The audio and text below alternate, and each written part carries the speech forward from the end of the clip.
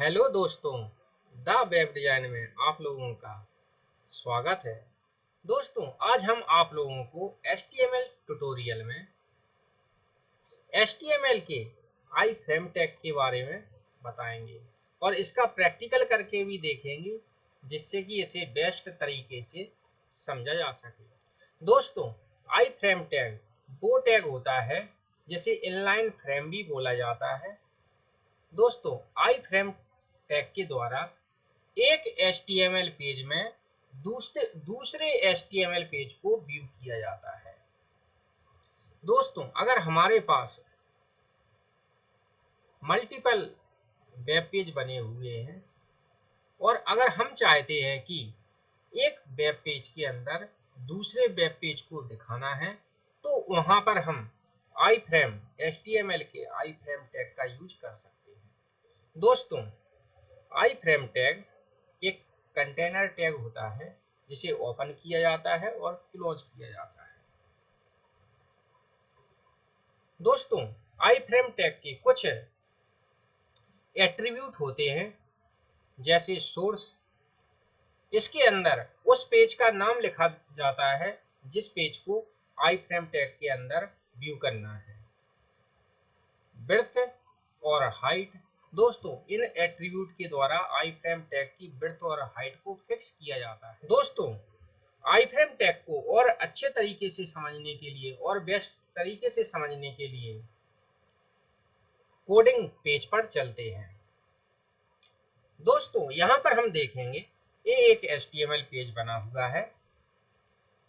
दोस्तों, इसके right side में वेब ब्राउजर में इस पेज को ओपन कर लिया है।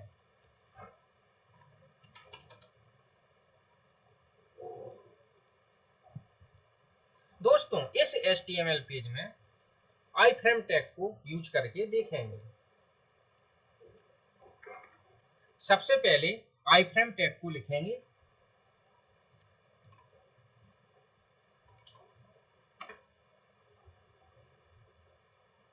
दोस्तों, यहाँ पर ये आई फ्रेम टैग ओपन हुआ है, यहाँ पर एक क्लोज हुआ है। दोस्तों, यहाँ पर सोर्स एट्रीब्यूट जो आई फ्रेम टैग का एट्रीब्यूट होता है, दोस्तों इसमें उस पेज का नाम लिखा जाता है जिस पेज को हमें करंट HTML पेज पर व्यू करना है।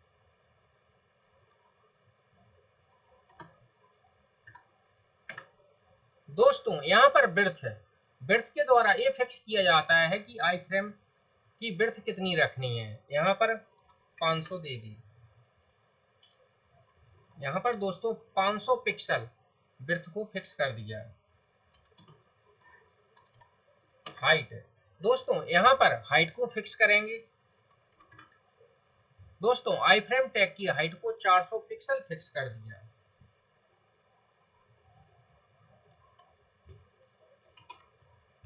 दोस्तों, इस पेज को सेव करेंगे।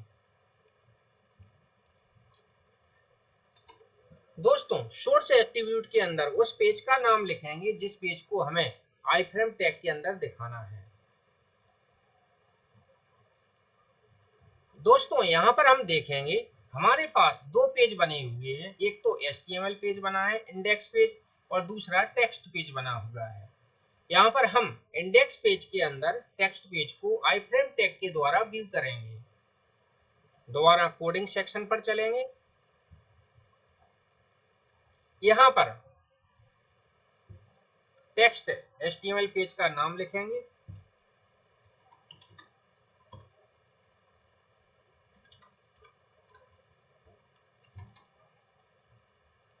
दोस्तों, यहाँ पर ये उस पेज का नाम लिखा है जिस पेज को हमें आई फ्रेम टैग के अंदर व्यू करना है। दोस्तों, इसको एक बार फिर सेव करेंगे। क्रोम ब्राउजर पर जाएंगे, पेज को रिफ्रेश करेंगे। दोस्तों, यहाँ पर हम देखेंगे कि इंडेक्स पेज के अंदर जो टेक्स्ट पेज है वो व्यू हो चुका है।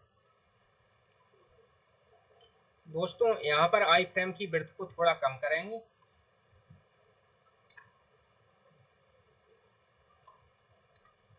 हाइट भी थोड़ी कम कर दी।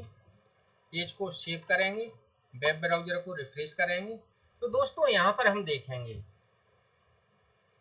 कि ये एक आई फ्रेम टैग दिख रहा है, जिसके अंदर यहाँ पर जो स्क्रॉल हो रहा है वो text.html पेज है।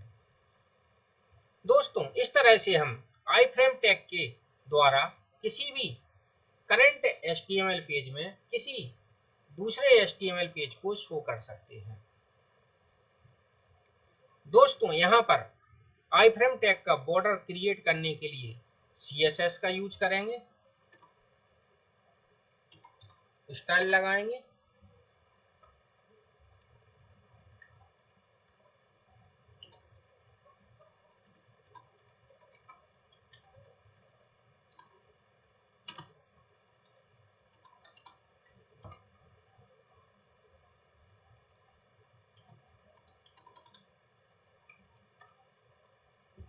दोस्तों यहाँ पर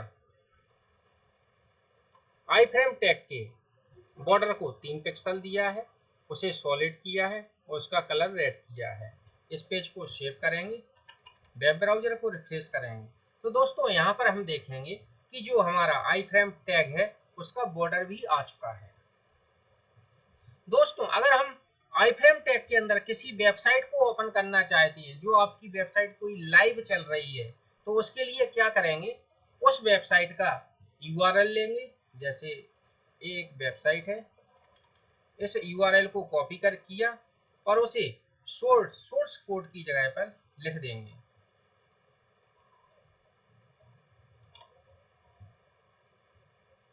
दोस्तों इस पेज को सेव करेंगे,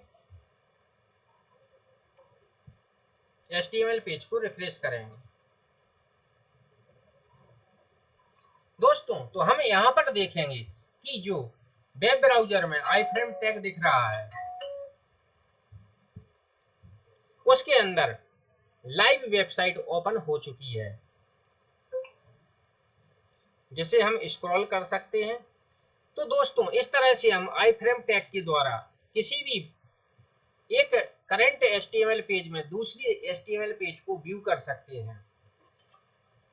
दोस्तों आई फ्रेम टैग का एक एट्रीब्यूट और होता है जिसे अलाइन बोलते हैं, जिसके द्वारा हम आई फ्रेम टैग को लेफ्ट राइट में सेट कर सकते हैं। जैसे यहाँ पर हम राइट करेंगे तो हमारा आई फ्रेम टैग है वो राइट में सेट हो जाएगा। दोस्तों यहाँ पर देखेंगे ये राइट में आ चुका है। दोस्तों यहाँ पर आई फ्रेम टैग का एक एट्रीब्यूट और होता है जिसे स्क्रॉलिंग बोलते हैं। दोस्तों यहाँ पर आई फ्रेम टैग के अंदर जो स्क्रॉलिंग आ रही है, यहाँ पर हम देख रहे हैं पेज को स्क्रॉल कर रहे हैं। अगर इस स्क्रॉल को बंद करना है तो यहाँ पर हम नो लिख देंगे, स्क्रॉलिंग के अंदर नो लिखेंगे, पेज को रिफ्रेश करेंगे। तो दोस्तों यहाँ पर हम देखेंगे आई फ्रेम टैग के अंदर स्क्रॉलिंग ऑफ हो चुकी है। दोस्तों यहाँ पर अगर हम स्क्रॉलिंग के अंदर एस लिखेंगे तो स्क्रॉलिंग चालू रहेगी, नो लिखेंगे तो स्क्रॉलिंग ऑफ हो जाएगी। अगर ऑटो लिखेंगे तो कंटेंट ज़्यादा होने पर स्क्रॉलिंग आएगी और जो कंटेंट है वो अगर कम है तो स्क्रॉलिंग नहीं आएगी। दोस्तों आई फ्रेम टैग एक महत्वपूर्ण टैग होता है जिसका यूज हम किसी भी वेब पेज पर HTML पेज पर कर सकते हैं। दोस्तों आई फ्रेम टैग का सोर्स, विड्थ, हाइट,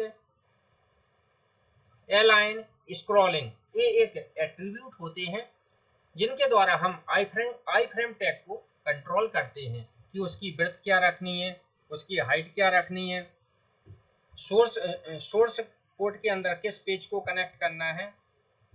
दोस्तों अगर आप लोगों को ये वीडियो अच्छा लगे तो प्लीज़ चैनल को सब्सक्राइब करें,